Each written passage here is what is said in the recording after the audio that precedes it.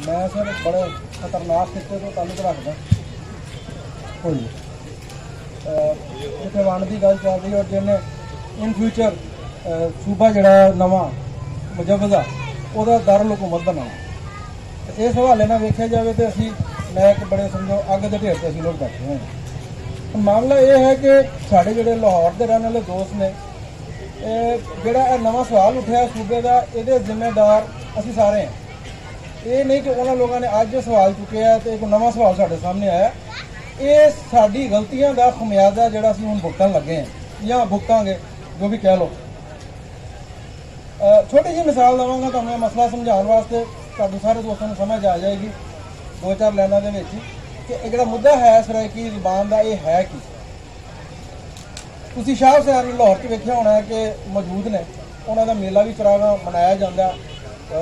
हुण तो शायद उन्हें जोरों शोर में नहीं मनाया जाता लेकिन पहले तो बहुत ज़्यादा मतलब जोर से हुण शाह हुसैन असी मेला भी मनाने असी शाह हुसैन के नाम दियाँ लुडियाँ भंगड़े तो बहुत झुमरा भी पाने हैं। लेकिन की असी कभी शाह हुसैन को पढ़न की साढ़े लोगों को तौफीक हुई है किसी को? साड़ी जनानियां बैठिया ने भैन साढ़े भरा बैठे ने मैं सारे तो सवाल करदा अदीबा ने तो शायद पढ़िया होएगा थोड़ा बहुत हो सकता उन्होंने भी उदा ना पढ़िया हो कि उन्होंने पढ़िया जे उन्होंने पढ़िया होंदा तो उन्होंने पता चलता कि सवाल की है। शाह हुसैन साहब की एक नज़म है उन्होंने पहला मिसरा जड़ा जी के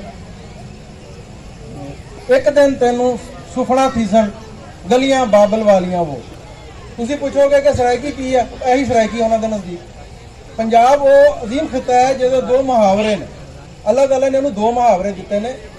एक मुहावरा जड़ा चढ़दे पंजाब का दूसरा जड़ा लहंदे पंजाब का।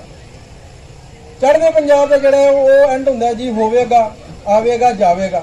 लहंदे पंजाब का जड़ा वो मुकदा होसी आसी वेसी दे उत्ते। हुण सराइकी सवाल जड़ा वो बुनियादी तौर के उत्ते दूसरा जड़ा मुहावरा जिन्होंने असीं लहंदा मुहावरा कहने उन्होंने चढ़दे तो वख करन दी तहरीक है जिहड़ी तुहानूं समझनी चाहिदी है।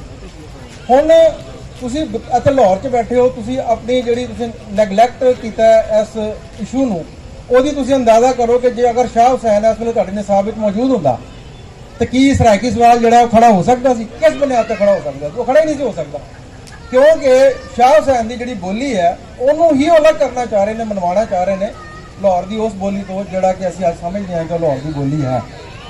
यह लहंदे ते चढ़दे की जिहड़ी जंग है यही इस वेले सराइकी ते पंजाबी की जंग बनी पई है। इस बुनियादी सवाल को तुसीं सारे दोस्त समझण की कोशिश करो तो यही सूफी